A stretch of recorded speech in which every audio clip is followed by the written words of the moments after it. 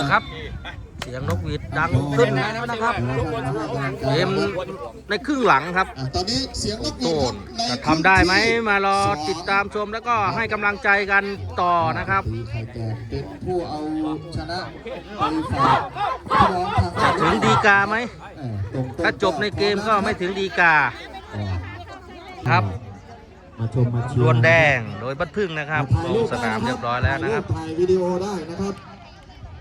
เอาตัวนี้ขึ้นมาหน้าแล้วลูกนะตัวนี้ขึ้นมาหน้าแล้ว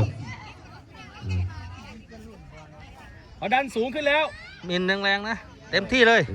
20 นาทีในครึ่งหลังครับจะได้รู้ว่าใครจะ 20 เป็ นาทีต่อจากนี้ไป บอลอยู่ที่ศูนย์ประตูต่อ เอาเลยครับสัญญาณนกหวีดเริ่มขึ้นแล้ว เปิดเบอร์10บึ้มไม่ผ่านเบอร์ ยังไม่ไปไหนครับ 6เบอร์ 6อยู่ที่กลางสนาม มินใส่ไหม ทีมได้ปรับเปลี่ยนแผนกันมาเรียบร้อยแล้วส่งเทคนิคเป็น อะไรแจะ ตายขึ้น ผู้เล่นเล่นตาม สอง เออ ยังอยู่ที่สไตล์ของ อีสิ ส่งบอลสั้น ที่อีหยังของมัน ส่งลงไป เออ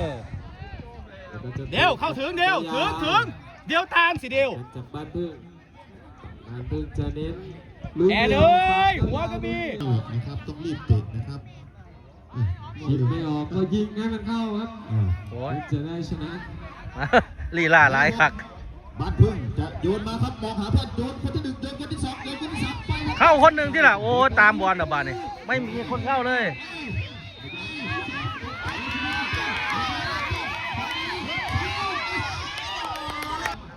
ต้นโยนบอลขึ้นมา โอ้ รัศมีของเบอร์11ของบ้านพึ่งสกัดบอลไปได้เลยโดยสายกันไป เปิด สายแล้วครับตอนนี้ประธานที่ จ่ายโอ้ยเหนือ บ้านพึ่งครับบ้านตรงต้นครับโยนบอลขึ้นมาท่านพอว่ายังไงตอนนี้ออกไปด้านข้างจะมียาลานาที่ว่าโน่นครับเอามาดูบอลไปเลย11มาเลยโยนบอลขึ้นมา เปิด ซอย ตาม เลี้ยงเอาเลี้ยงลูกลาเลี้ยงมาที่ตรงต้น เข้าที่สิเปิดใจแอนใจเลย ยังไม่ได้มาที่หมายเลข16หมายเลข6หมายเลข16เอา ไอ้ล้อ โยนบอลขึ้นมาหมายเลข7จุกไปแล้ว ไอ้ล้อ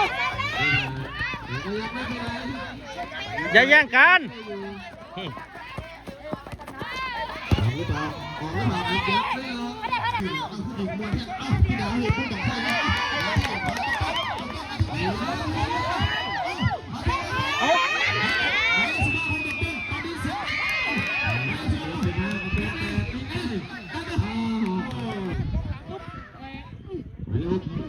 เนี่ยปล่อยผ่านมาจนไหนเนาะปล่อยให้เขาเล่นบอลเนี่ยนะ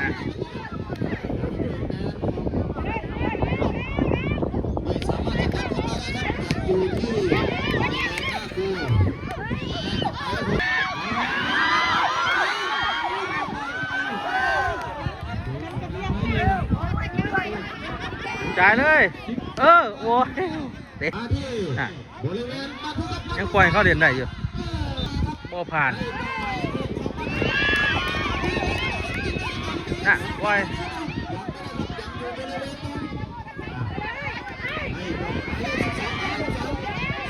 ไปเร็วไปเลย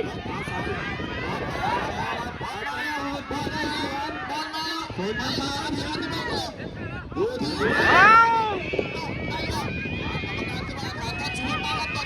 บอลวิ่งหาบอลนี่ล่ะ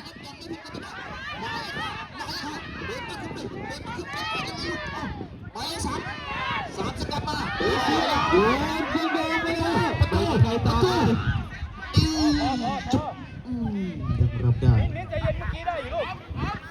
ยังรับได้มาใกล้ดูเลยเดินออกมาให้เพื่อนไม่ค่อยดีเท่าไหร่เบอร์7ได้ไหมตกเป็นของเบอร์11ตกเป็นของตกได้หรือเปล่าทีเดียวไปแล้วบอลลูกนี้ลงมาแล้วตกได้หรือเปล่าลูกนี้ยังอยู่ที่ประตูสักได้หรือเปล่าตบขึ้นมายังอยู่บริเวณนี้ยังอยู่บริเวณนี้ขอเข้าซ้ายไอ้เบอร์8เอ้ายังสกัดอยู่ในช่วงครึ่งที่2ครับจะตีไข่แตกได้หรือเปล่าครับเบอร์6ชุ่มมาอย่างนี้ครับเอ้าสกัดเชียร์พี่น้องมาเอาคนเลยเครื่องหลังก็มาดูเวลา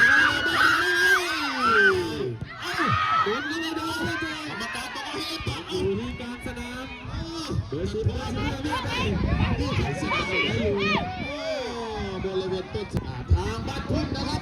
บ้านพุ่งก็อัดฉีดไปแล้วนะครับทั้งสองทีมครับเอาลูกเอาคู่ที่สองเอานี่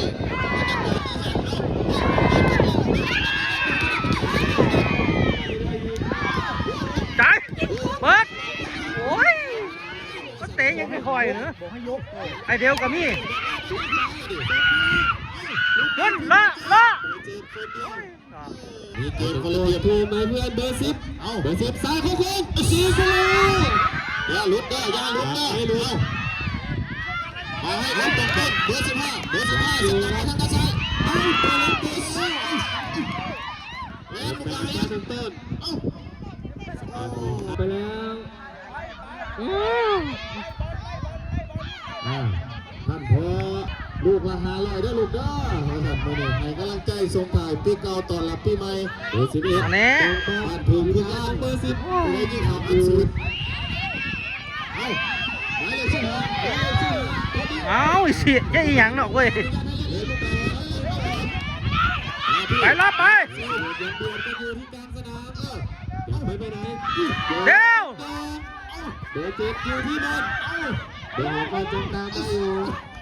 จับออกข้างไปยังไม่เด็ดมาต้นทวงไหมเพื่อนเอาไม่ว่าตัวเล็ก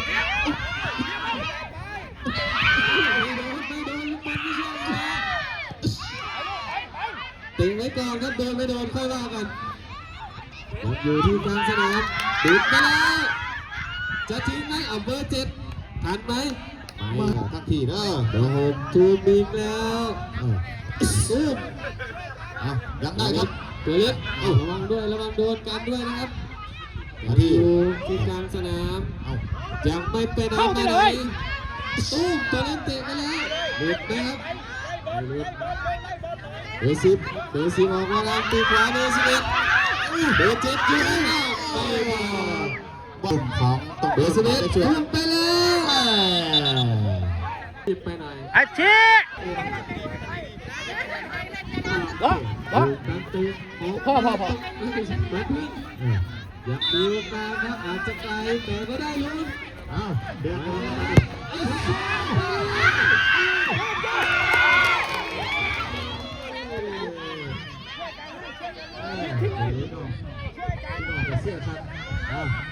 ลขึ้นมายังอยู่ที่ไปเดี๋ยว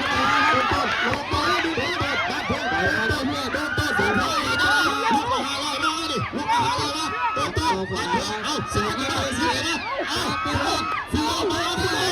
บัตรมันแลนไปแล้วเอาท่านหนักยังได้อยู่ไอ้สิเอากรมคณะผู้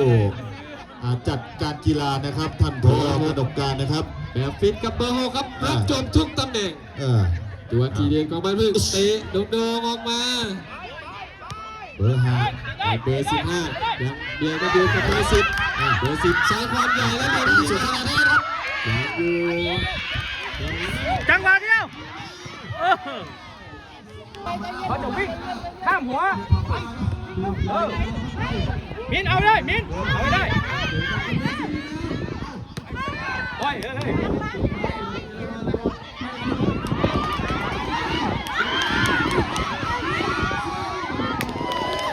หลายคนอยู่แต่เอาโบอยู่ไปเดี๋ยวเบ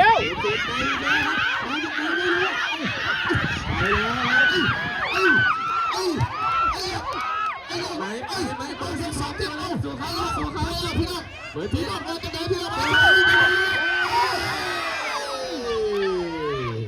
งเสียดายครับเบอร์11รับจบอีกแล้วแดดก็ออกมาเนี่ยดูบอลมองเพื่อนโดนดุมแล้วไม่มีตกเลยครับ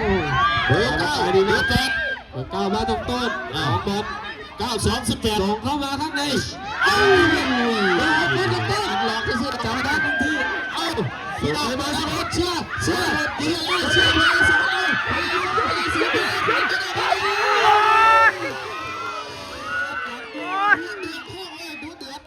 ดูขาประตูเร็วลวงบอลเคยดีเท่าไหร่อยู่ที่กลางสนาม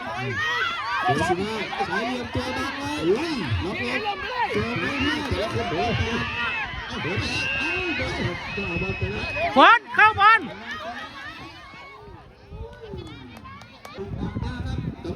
ลอยขึ้นไปละลอยขึ้นไปไม่เป็นไรครับอยู่ที่เบอร์เก้าปีกซ้ายออกไปส่งให้เบอร์แปดเตะขึ้นแบงหน้าไม่มีใครครับ6-38 6-4-24พลอยทองสุดดี ยาวๆอยู่ที่เบอร์เก้าตุ้มหลุดแล้วครับหลุดไปหลุดแล้ว โอ้ย มา บริเวณต้นสัปดาห์ครับมาที่หมายเลข6ได้ทุกทีหรือเปล่าลูกนี้ยังได้ครับโดนไปทุกทีต้นสัปดาห์ครับตอนนี้มีใครได้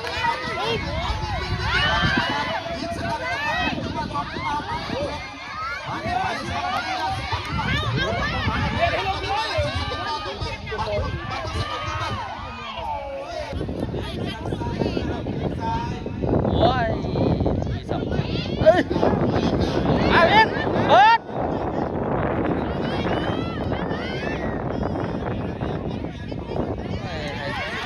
ไอ้เจ้าเบิร์ดที่มาหรอกโอ้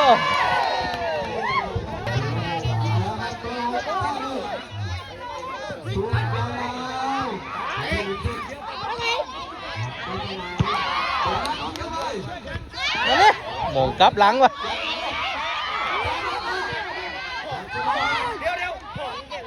ดีดโอ้ยเตะกลับหลังอยู่เรื่อยเลยดีดโอ้ยแขนโอ้ยตายกูตายโอ้ยเนาะมวยพอพานเบอร์6เลยตัวเนี่ยมาแล้ว มาตรงต้นปากบอลมา ตามสิ ครับลาย เพียง ใช้หัวกับเท้าเราต้องระวังด้วยเบอร์สิบ ล็อกขึ้น ออกมาทางซ้าย โอ้ย ติดเพื่อนตัวเองเบอร์15กับเบอร์ บอเตะก็บอผ่านถึงได้เจ้าของโอ้ยเชียร์สองเชียร์ครับพี่น้องครับ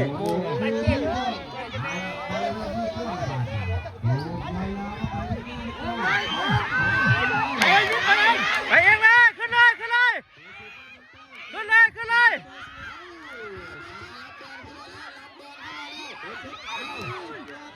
เปิดเลย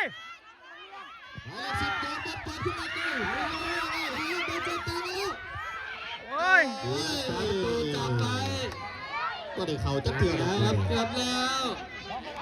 นานๆจะได้มาทีโดน โอ้ย โดนไม่โดน ล้อ จุดเวลาบาดเจ็บ2 นาที ลดเวลา2 นาที กับลูกเลย ช่วงเอาพี่น้อง2 นาทีเอาหมายเลข15เอาหลุดในเกมไหม ยิงเลยยิงเลย เอายังมองอยู่เบอร์6ตีรถน้องยังไม่เป็นไรยังชุลมุนอยู่เอ้าเบอร์6เบอร์เดียวเอาเด็กที่เพื่อน โอ้ยน่าจะถึงดีกายิงไม่ได้จริงๆครับป้องกันไว้เด้อรักษาไว้เปิด10 ขาเขาแน่นอน